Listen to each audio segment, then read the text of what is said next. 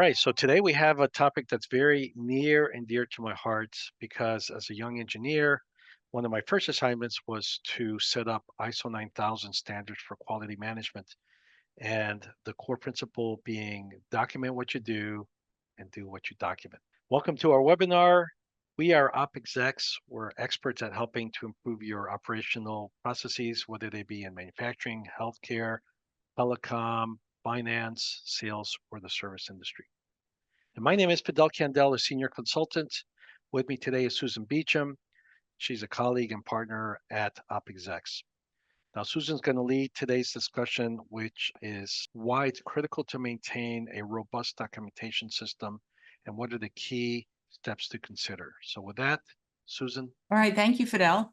Today we're going to be talking about first, why would you document? Why spend the time doing it? Then how do you start? We'll propose a fairly easy way to put down on paper and then digitize and then communicate how you do what you do. And then finally, we'll talk about a case study that should help bring it home why it's so important to do this and when you might want to consider it. Let's start with, why do people not document the way they do the things they do? And you can see in this diagram a picture of a bunch of cows, and the saying is, half the herd gets the word. We hear this a lot in continuous improvement work because often when you're investigating why something didn't work or why a defect got to a customer, it's because not everybody knew the proper way or the best practice way of approaching a particular process. So the first reason that you want to do it is to be consistent for your customers, whether they be internal or external customers. Probably everyone listening to me now has had the experience of calling a customer call center to find out that you have to call several times to really get the answer to your question, or that multiple times when you call, you'll get a different answer. Well, this is not great for customer satisfaction. And one way to prevent that is to make sure the way you do things is documented clearly. It also helps your employees because nobody wants to do a bad job. Everybody comes to work trying to do what is the best thing they could do for their customers and for their teammates. So documenting the way things are done and improving upon that really does make it much easier for your employees to do their job and to succeed and feel good about what they do every day at work. And it increases your productivity, your reliability, your efficiency, and even your profitability because it enables you to continuously improve. Not only does it set in place what the standard is for now, but it enables you and your employees to, when things don't work or change, know how to make a change so that everyone can be communicated with and you keep up that consistent output for your customers. So in the end, things are going to change. You better get good at figuring out how to document them.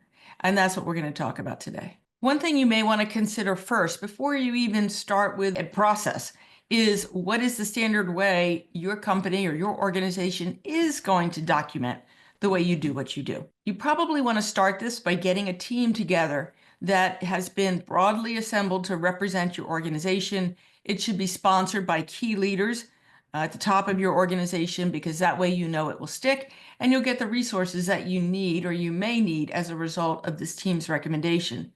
The team should decide upon the format of the documentation, where it'll be stored, how content will be approached, and how it will be updated. Now, this doesn't mean that you need to decide to the very most detailed level the way every process is written, but it does mean you need to set some guidelines as are appropriate for you. Digitized is best. And what we mean by digitized is it needs to be stored somewhere digitally so that it can be accessed by as many people in your organization as possible. Now, whether this is a SharePoint drive or a shared folder somewhere in your network, or whether it's an advanced tool like Jira or Confluence, these are tools that were designed to help you document. And they've been around for a while, so they keep getting better and better. This is really something that you want to investigate as part of your process. But do customize it to your environment. You may not have the resources to invest in a Jira or some more advanced tool, but at least come up with something that works for you and that you can begin with and perhaps grow into something more advanced as you become better and better at it. So now that you know how as an organization you're going to approach documentation, the next thing you want to do is identify which process you're going to document. Start with a narrow scope because that makes it easier to know who the experts are to involve, and it makes it easier for you to figure out what exactly you're documenting it. And you want to title it using an action format, action-oriented format, like a verb noun format. And I'll give you a few examples in just a second. And then finally, you want to understand what are the start and stop points of the process under consideration. As an example, if you're documenting the process of buying a car and you approach the start and end points as the process starts when I begin doing research online and it ends when I drive off of the parking lot, that's a much broader scope than if you start it when you step into the dealer's lot and you end it when you leave with a car. So consider the scope and where you want to start and stop your focus. Here's an example of a couple of documented processes that are well described. Write a request for quotation for capital supplies. See, if you read that, you know what you're getting into, and you also can identify maybe who would be involved in that and who the appropriate audience would be. Enter an order into the order management system, or even perform the end of shift changeover. They're specific enough that they're doable, and also they speak to whoever would be doing this process as to what they're going to learn. The next thing you want to do is think about your experts, the scope, and who the approvers are. The experts, this is the people who do the job every day. You definitely want to involve them heavily because they know what the current process is. Not necessarily what the leadership thinks it is or what you want it to be, but what it is. And you have to start with that. Then you want to think about what scope are we including?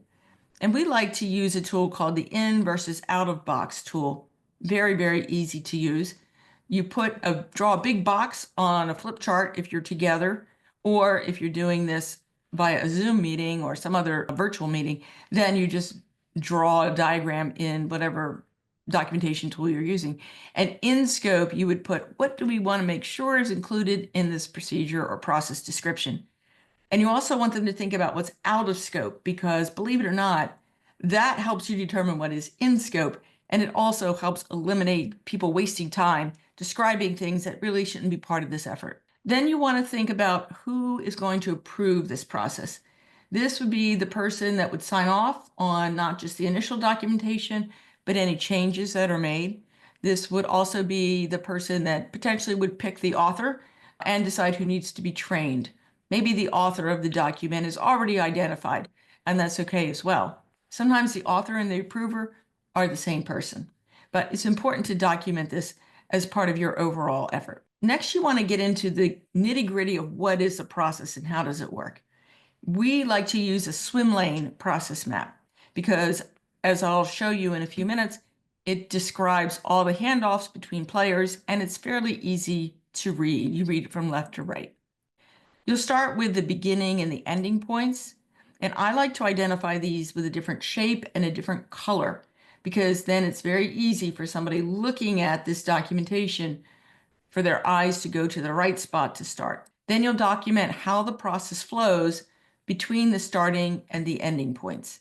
In this example, the process starts with Department 1, then Department 2 has to take a step, then Department 3 takes a step, then Department 4 has to make a decision, and based on the results of their decision, the next step could be in Department 4, or it could move to Department 5.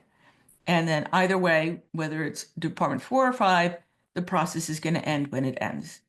And you can fairly easily understand, just from a glance, visually, how the work flows. It also shows you who owns each of these steps, because you designate in the swim lane or the horizontal row who owns that particular step or series of steps. It also shows you handoffs between people.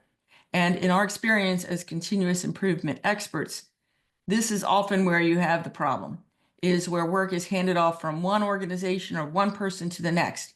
So this makes it easier for improvement work if you start with this type of a diagram. And then finally, if you have a decision point where the process could go one way or the other, depending on the decision, you want to show that as well. So this is a very simple version of a swim lane process map. If you want a little bit more information about how to develop a process map, we do have a course, and you can go to our Teachable Academy, OpExecs Academy. Next, you're going to convert that process into a procedure. So you're going to take that diagram and put it into a Word type of format.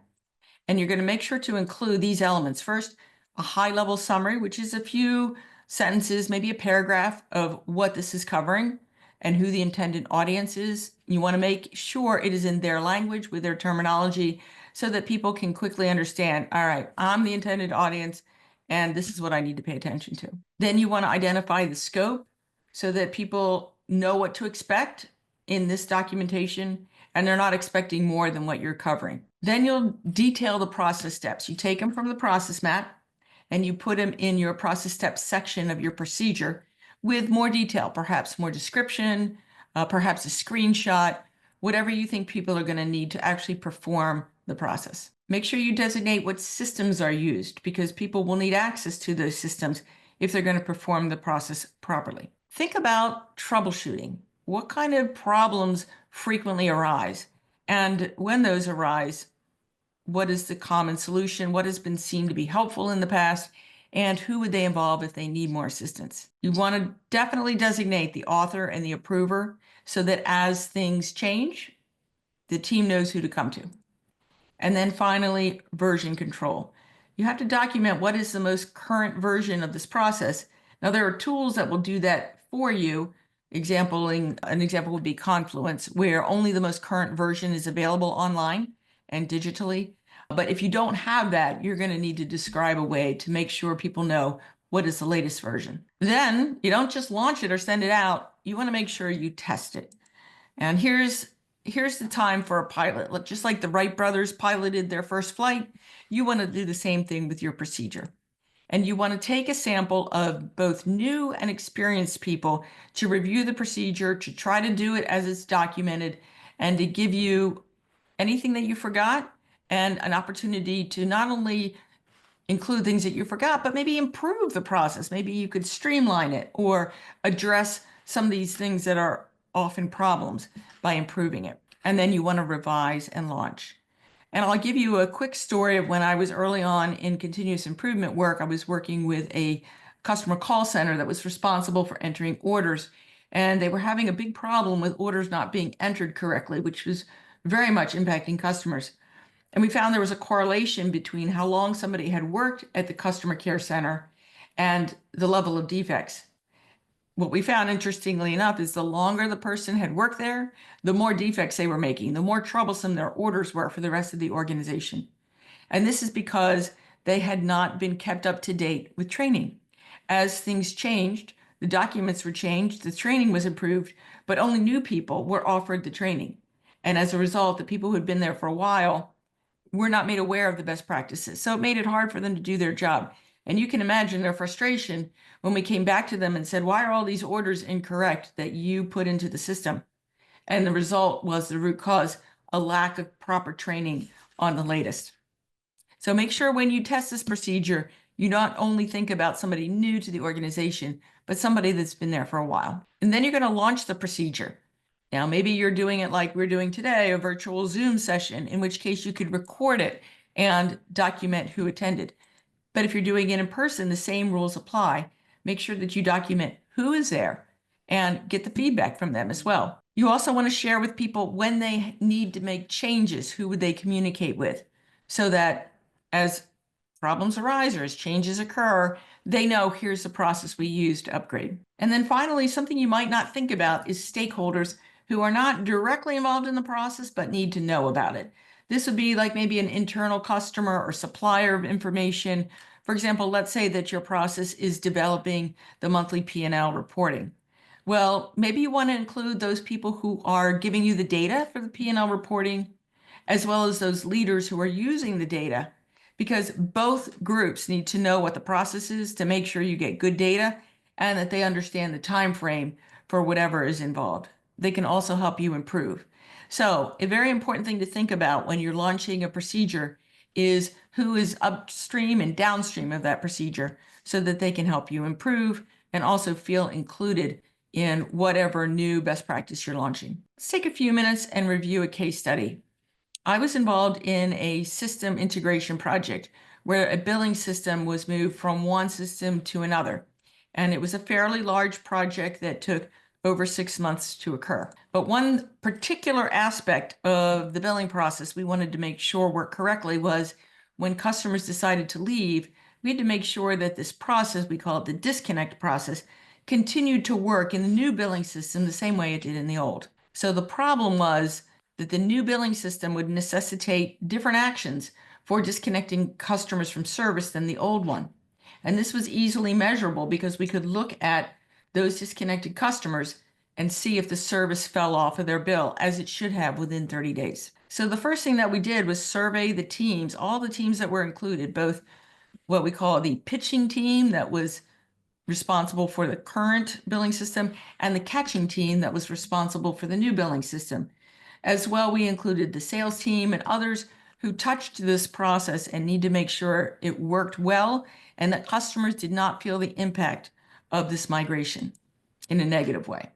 So we brought together a cross-functional team of order entry people, finance, service, salespeople, and we identified multiple experts within to make sure that the approvers were included and that we were launching something that would be broadly accepted in the right parts of the organization. It took us 5 different process mapping sessions to get it right. And we were surprised by that because we thought that'd be fairly easy and the steps are understood and they're standard. What we discovered, the steps were not understood by the pitching billing system team. And there were some assumptions by the catching team that were incorrect. So we had to go through this several times to make sure that the ownership for each of the steps was correct and the steps were correct. We also improved it as a result of this documentation because we found some of the things that were being done in most of the organization were not being done in this part of the organization. So we use it as a way to standardize.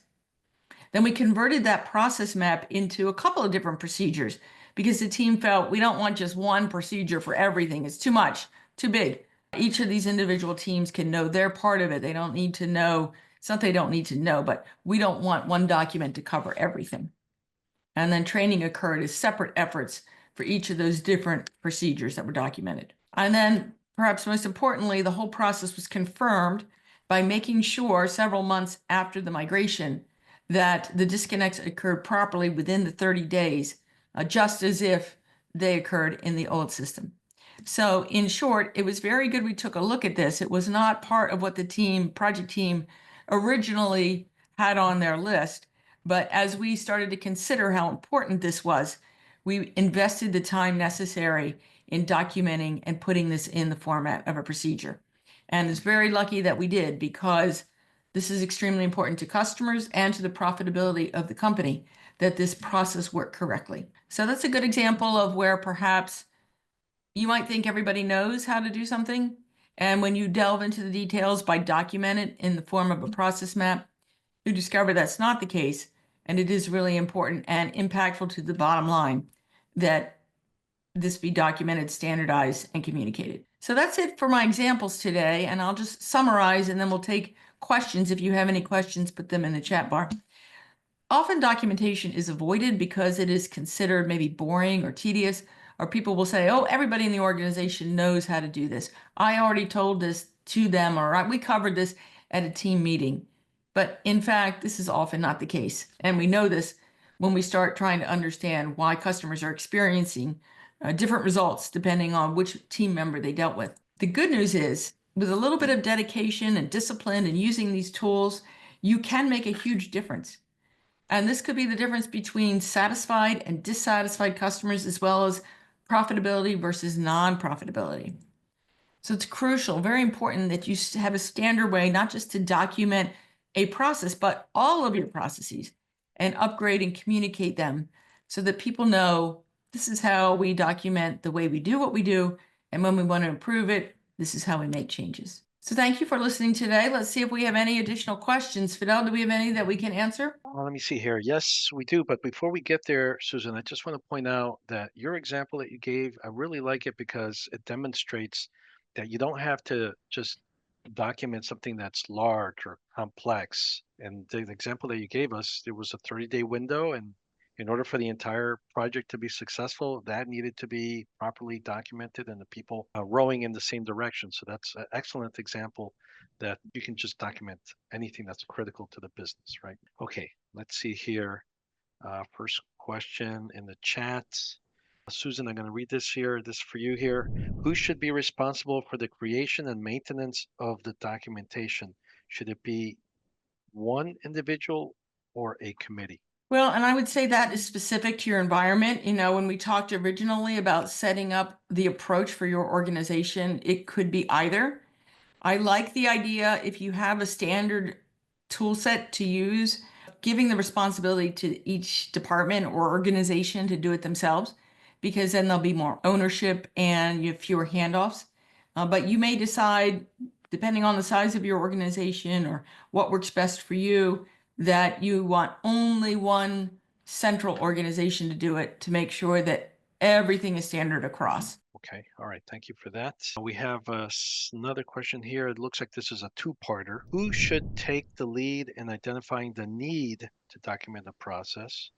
And B, how do you convince your leadership team to take this seriously? Susan, I can feel this one.